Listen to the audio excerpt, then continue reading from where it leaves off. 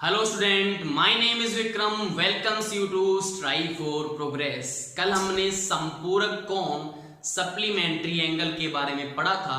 आज इसके हम क्वेश्चंस करेंगे और इसके बाद नेक्स्ट टॉपिक की ओर बढ़ेंगे। तो हमारा फर्स्ट क्वेश्चन है इसमें, एक कोण अपने संपूरक कोण का तिगुना है तो वह कोण ज्ञात कीजिए। तो आपको संपूरक कोण की प्रॉपर्टी पता होगी कि अगर दो कोण है आपके पास, दोनों का सम 180 डिग्री के इक्वल है तो आपस में वो संपूरक कोण होते हैं। तो इसको हम कैसे करेंगे, फर्स्ट क्वेश्चन को, एक कोण, तो एक कोण को आप x कंसीडर कर लो अपने संपूरक कोण का। तो संपूरक कोण कौन सा होगा, 180 माइनस x, उसका क्या होगा, वो संपूरक कोण होगा। अब प्रॉपर्टी क्या लिखी हुई है कि वो तिगुना है उससे, तो यहां से क्या आ जाएगा कि वो तिगुना है। तो यहाँ पे 3 से हम मल्टीप्लाई कर देंगे उसको, 3 से हमने मल्टीप्लाई कर दिया। अब इसको सॉल्व करना है और x की वैल्यू जो आएगी वो आपका आंसर होगा। तो इसको सॉल्व कर लो, x इक्वल टू 18 3 जा कितने होते हैं 54 और 0 माइनस 3x, यहां से 3 इधर ले आओ तो 4x इक्वल 540, x इक्वल में 540 अपॉन 4। तो ये कितने पे जाएगा, x इक्वल टू 4 1 जा 4, 4 3 जा 12 एंड 4 5 जा 20। तो x की वैल्यू कितनी आ गई आपके पास, 135। तो 135 डिग्री आपका क्या यहाँ पे आंसर है। नेक्स्ट क्वेश्चन है, एक संपूरक कोण अपने कोण से 24 डिग्री अधिक हो तो वह कोण ज्ञात कीजिए।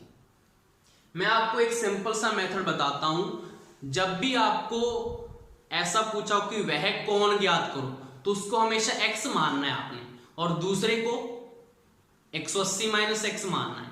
तो यहां पे देखो कैसे होगा, आपको दिया हुआ है एक संपूरक कोण, तो एक संपूरक कोण मतलब इसको आपको क्या मानना है हमेशा, 180 माइनस x। अपने कोण, अपना कोण जो होता है उसको x रखना होता है, क्योंकि क्वेश्चन में वही कोण पूछा होता है, कोण ज्ञात कीजिए x की वैल्यू, तो डायरेक्ट आंसर आ जाएगा। तो 180 माइनस x जो है अपने कोण से, अपना कोण कौन सा हो जाएगा, x हो जाएगा, से 24 डिग्री अधिक है तो यहाँ पे प्लस में 24 कर दो।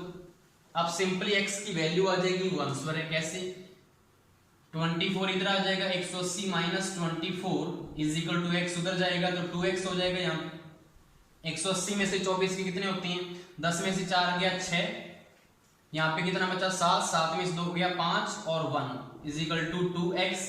x की वैल्यू कितनी आ गई 156 अपॉन 2, x की वैल्यू आ गई 2 7 और 8 78। तो 78 डिग्री आपका क्या हो गया, वो आंसर आ चुका है। वह कोण, हमेशा आपको क्या करना है, वह कोण जो होगा वो उसको x रखना है और दूसरे को 180 माइनस x। ऐसे ही आपको पूरक में करना होता है, 90 माइनस x कर देना उसको। तो वह कोण को हमेशा x पुट करना है। क्लियर है यहां तक। नेक्स्ट हमारा है आसन कोण या एडजेसेंट एंगल। इसकी 3 कंडीशंस हैं जो आपको ध्यान में रखनी है। फर्स्ट कंडीशन क्या है इसकी, कि इसमें एक उभयनिष्ठ शीर्ष होता है, कॉमन वर्टेक्स। दूसरी कंडीशन क्या है इसकी, कि इसमें एक लाइन कॉमन होती है, उभयनिष्ठ रेखा होती है दोनों एंगल्स को जो बनाती है। और तीसरी कंडीशन क्या है कि दोनों कोणों के बीच का जो आंतरिक भाग है वो कभी भी उभयनिष्ठ नहीं होता, कभी भी वो कॉमन नहीं होता। ये 3 कंडीशंस आपको देखनी है। तो फर्स्ट हमारा इसमें क्या है, इस फिगर में आपको चेक करना है कि ये दोनों आसन कोण है या नहीं है, एंगल 1 और एंगल 2। यहां पे देखो सबसे पहली कंडीशन, यहां पे जो शीर्ष है दोनों का कॉमन है या नहीं है, उभयनिष्ठ है ना दोनों का। इस वाले एंगल का भी वर्टेक्स यही है, शीर्ष यही है, और दूसरे एंगल का भी शीर्ष यही है। तो पहली कंडीशन यहां पे लागू होती है। दूसरा, ये वाला जो एंगल है वो इस वाली रेखा से बना है बीच में, और ये दूसरा एंगल है वो भी इसी रेखा से मिलकर बना है। तो दोनों में क्या है, ये वाली उसमें क्या है, उभयनिष्ठ रेखा है, कॉमन लाइन है। दूसरी कंडीशन होगी।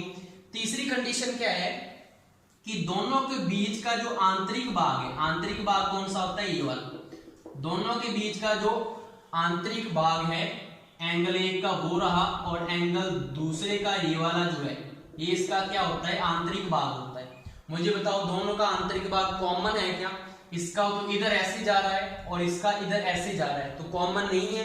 तो मतलब इसमें तीनों कंडीशन क्या होती हैं, लागू होती हैं। तो यहाँ पे हम कह सकते हैं कि एंगल 1 व एंगल 2 आपस में क्या है, आसन कोण है। दूसरी फिगर में देखो, अब कॉमन वर्टेक्स दिख रहा है आपको, यहाँ पे क्या है, इसका कॉमन वर्टेक्स है ये वाला। इस एंगल का भी ये शीर्ष है और इस एंगल का भी यही शीर्ष है। कॉमन लाइन कौन सी है, ये वाली आपको कॉमन लाइन दिख रही है दोनों में। और इसका जो एरिया है ये वाला है और इसका एरिया अलग वाला है, तो दोनों का भाग भी क्या है, कॉमन नहीं है।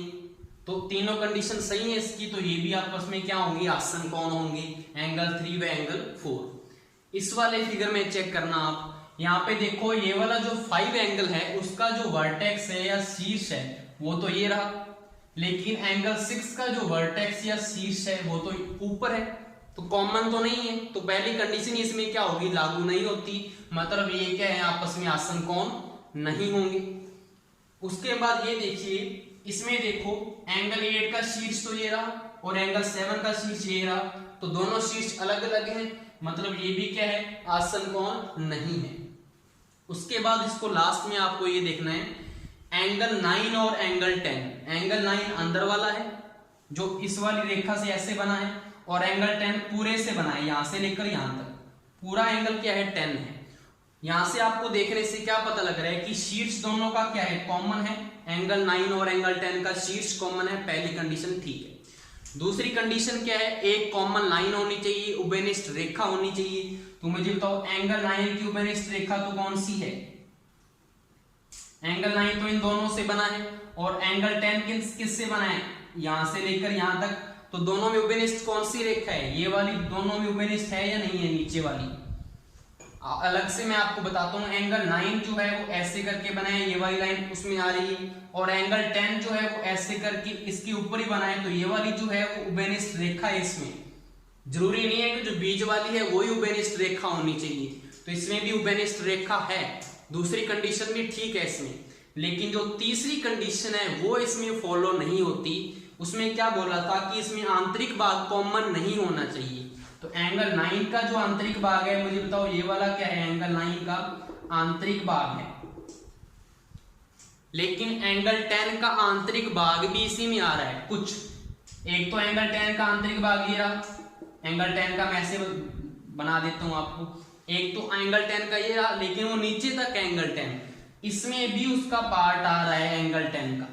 तो ये मुझे बताओ दोनों में कॉमन हो गया, लेकिन ये कॉमन नहीं होना चाहिए, इसलिए ये आसन कोण नहीं है।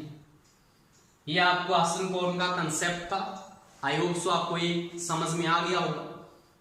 नेक्स्ट हमारा टॉपिक है रेखिक युग्म कोण, लीनियर पेयर एंगल।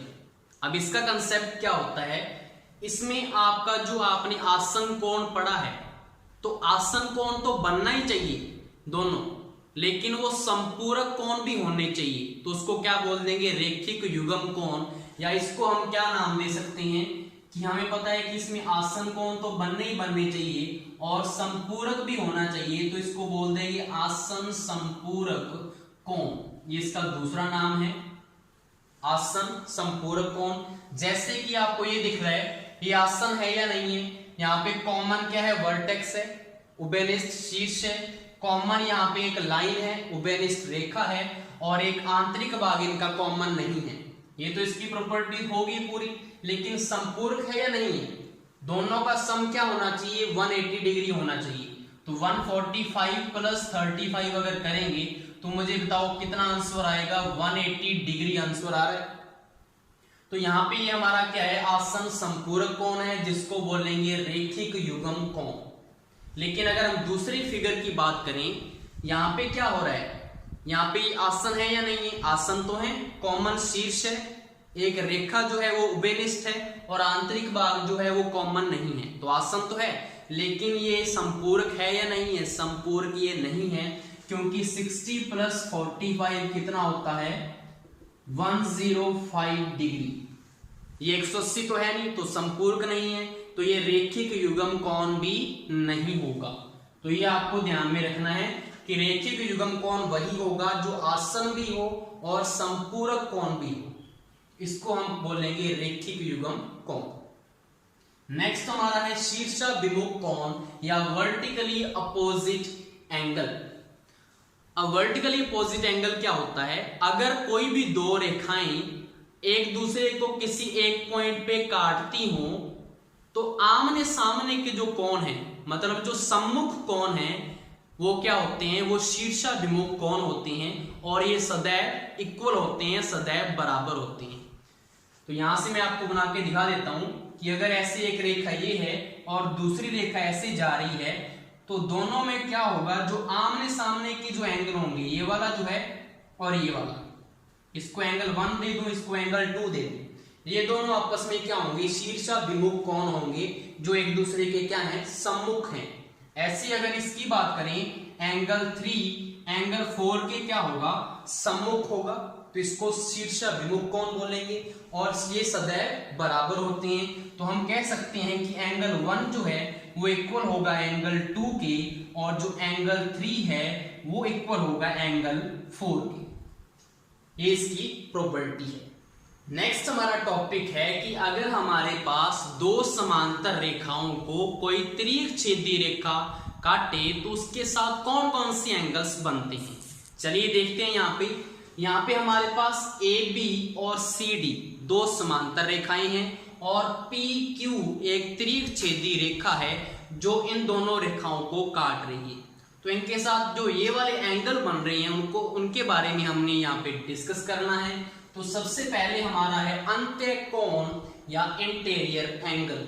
तो नाम से आपको पता लग रहा है कि अंत्य कोण जो अंदर की तरफ बनेंगे, तो दो समांतर रेखाओं के जो अंदर की तरफ बने होंगे एंगल, उनको बोला जाता है अंत्य कोण। तो यहाँ पे मुझे बताओ कौन से अंत्य कोण है, एंगल 3, एंगल 4, एंगल 5 और एंगल 6। ये आपके क्या बन रहे हैं, चार अंत्य कोण बन रहे हैं।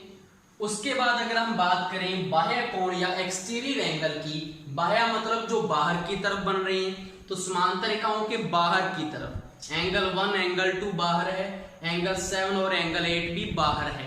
तो ये आपके क्या हो जाएंगे, बाह्य कोण हो जाएंगे। एंगल 1 है, एंगल 2 है, एंगल 7 है, एंगल 8 है। ये दो आपको पता लग गई। तीसरा है एकांतर अंत्य कोण। ये मोस्ट इंपॉर्टेंट है।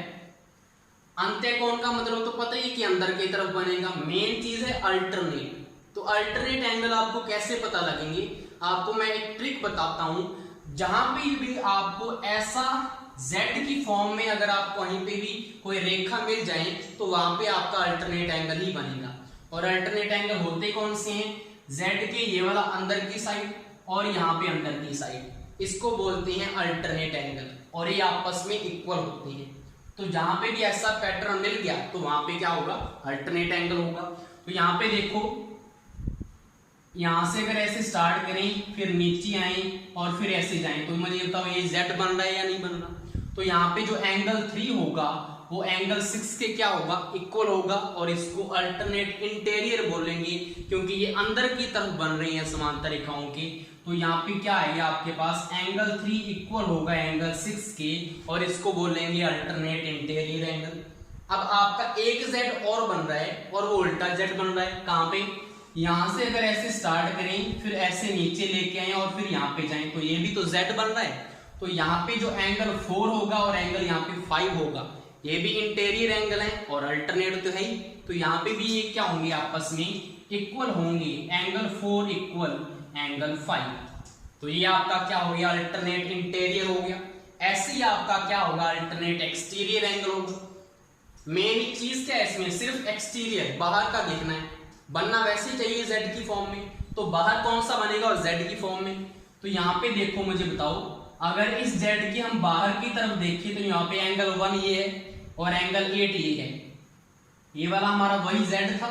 Z के बाहर की तरफ एंगल 1 और एंगल 8, यहाँ पे क्या होंगे, आपके एकांतर बाह्य कोण होंगे। तो यहाँ पे लिख देते हैं और ये इक्वल भी तो होंगे। तो एंगल 1 इक्वल होगा एंगल 8 के।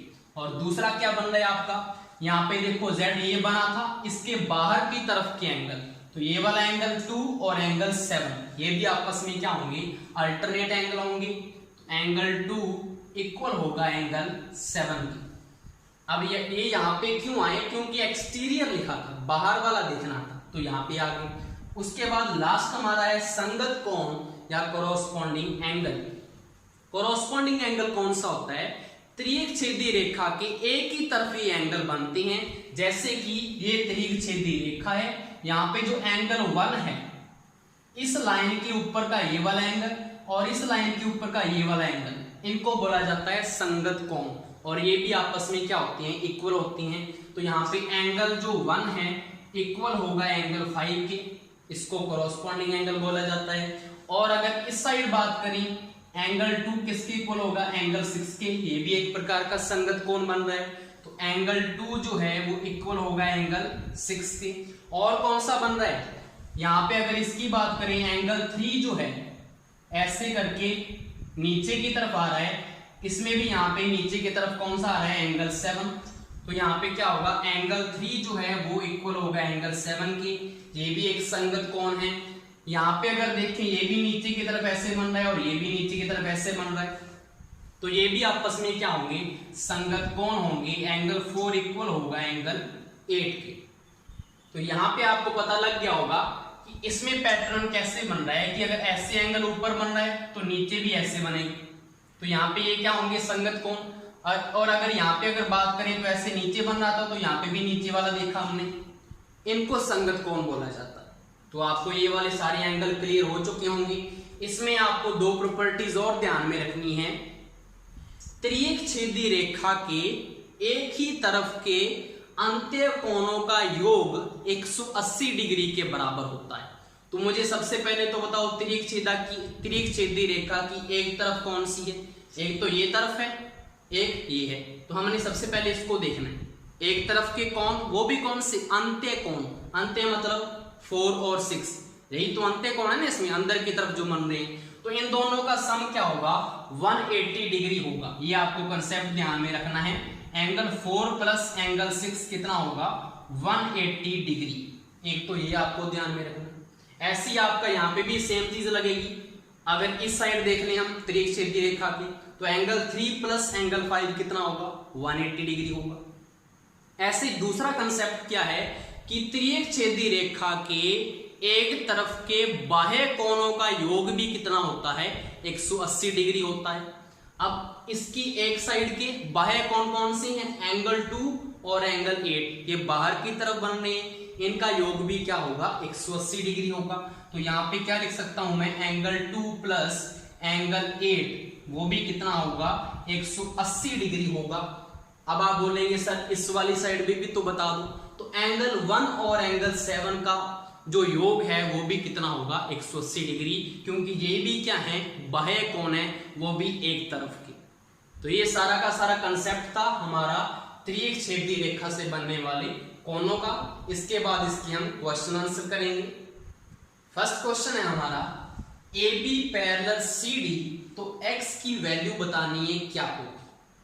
तो हमने इसमें क्या करना है? AB और CD के समांतर एक और समांतर रेखा हमने यहाँ पे ड्रॉ कर दी, जिसको मैंने नाम दे दिया x और y। इसका फायदा क्या हुआ? आपको पता लग रहा है AB और जो XY है वो क्या है? समांतर रेखाएं हैं। अब आपको ये क्या लग रहा है उसका? आपको ये क्या दिख रही होगी? उसकी एक त्रियक छेदी रेखा दिख रही होगी। हमने पढ़ा था कि त्रियक छेदी रेखा के एक तरफ के अंत्य कोणों का योग कितना होता है? 180 डिग्री। तो अंत्य कोण कौन से हुए इन दोनों के बीच में? ये वाले। तो 110 डिग्री अगर ये है तो 180 में से 110 दिया कितने होते हैं? ये आपका कितना आ गया? 70 डिग्री आया या नहीं है? आ गया। और दूसरी तरफ भी आपको 2 समांतर रेखाएं दिख रही हैं, CD और XY। उसको ऐसी ये त्रियक छेदी रेखा ऐसे काट रही है, ये वाली आपको दिख रही होगी। इसमें भी क्या होगा? एक तरफ के अंत्य कोणों का योग 180 डिग्री। तो अगर ये 120 है तो मुझे बताओ ये कितना आया? 60 डिग्री आया या नहीं आया? 60 डिग्री आ गया।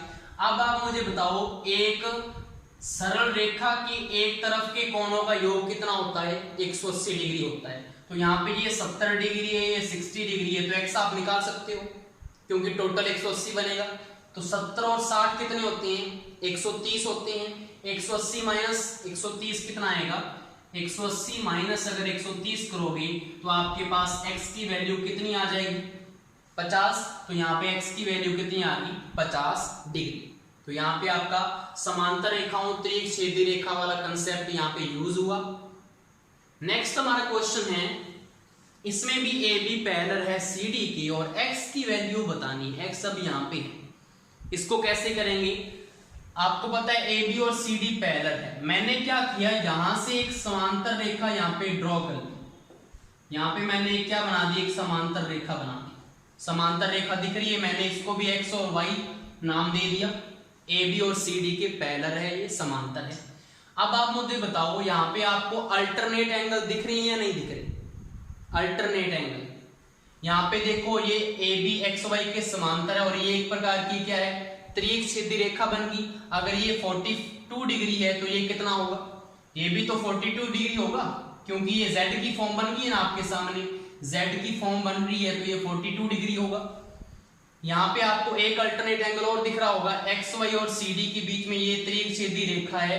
अगर ये 58 है तो ये वाला एंगल क्या होगा? ये भी 58 होगा, क्योंकि ये भी क्या बन रही है, अल्टरनेट एंगल बन रही है, एकांतर कोण बन रही है। अब अगर ये 42 है, ये 58 है, तो मुझे बताओ x की वैल्यू कितनी आएगी? आपको पता है कि टोटल जो संपूर्ण कोण है वो कितना होता है, 360 डिग्री, 360 डिग्री टोटल एंगल होता है।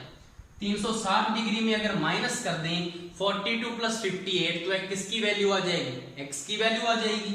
तो मुझे बताओ पहले तो 42 और 58 कितने होती हैं? 8 और 2 कितने हो गए? 10 हो गए, 0 एक हसल बच गई, 5 और 4 9 और 1 10। तो यहाँ पे कितना आ गया? 100 आ गया। तो x की वैल्यू कितनी आ जाएगी आपकी?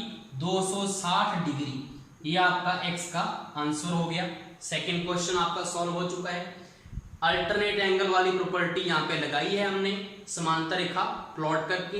ये 42 है तो ये भी 42, ये 58 है तो ये 58, दोनों का सम कितना हो गया? 100। 360 में से माइनस किया, 260 इसका आंसर आ गया। लास्ट हमारा क्वेश्चन है, ए बी पैरेलल अगर सी डी तो पी व क्यू का मान ज्ञात करो। पी ये रहा और क्यू ये रहा। अब आपको इसमें भी पता लग रहा होगा कि अल्टरनेट एंगल बन रही है। ये देखो, दो समांतर रेखाएं हैं और ये एक त्रिक सीधी रेखा हुई या नहीं हुई? तो यहाँ पे अगर ये 50 डिग्री एंगल है तो ये कितना होगा? पी भी कितना होगा? 50 डिग्री एंगल सीधा ही आ गया। ये तो अल्टरनेट वाली प्रॉपर्टीज। एंगल पी तो हमारा कितना आ गया? 50 डिग्री। लेकिन हमें बात करनी है क्यू एंगल की, तो यहाँ पे भी आपको वही प्रॉपर्टी लगेगी अल्टरनेट एंगल वाली। ये समांतर रेखाएं हैं सी और डी, ये आपकी कौन सी बन रही है? त्रिक सीधी रेखा बन रही है या नहीं बन रही? तो यहाँ पे भी आप देखो, यहां से लेकर अगर देखें, ये वाला क्या बन रहा है आपका? z बन रहा है या नहीं बन रहा है? ये वाला भी तो आपका z बन रहा है। तो ये वाला जो पूरा एंगल होगा वो इस वाले एंगल के इक्वल होगा या नहीं होगा? क्योंकि ये भी अल्टरनेट एंगल है। तो यहां से अगर हम देखें तो 50 प्लस एंगल Q किसके इक्वल होना चाहिए? एंगल 127 डिग्री के इक्वल, यही तो होगा। तो यहां से Q की वैल्यू कितनी आ जाएगी? 127 माइनस का 50। तो यहां से Q कितना आया मुझे बताओ? यहां से 7 आ गया, 12 में से 5 गया, 7 होती हैं। तो यहां से 77 डिग्री किसकी वैल्यू आ चुकी है? एंगल Q की वैल्यू। ये आपको पता लग गया, यहाँ पे भी अल्टरनेट प्रॉपर्टीज लगी है। तो ये आपकी यहाँ पे आज की वीडियो थी हमारी, जिसमें हमने सारे कॉन्स के टाइप्स देखे और हमने कुछ इंपॉर्टेंट क्वेश्चंस भी करके देखे हैं। आई होप सो आपको ये पसंद आया होगा। Thank you.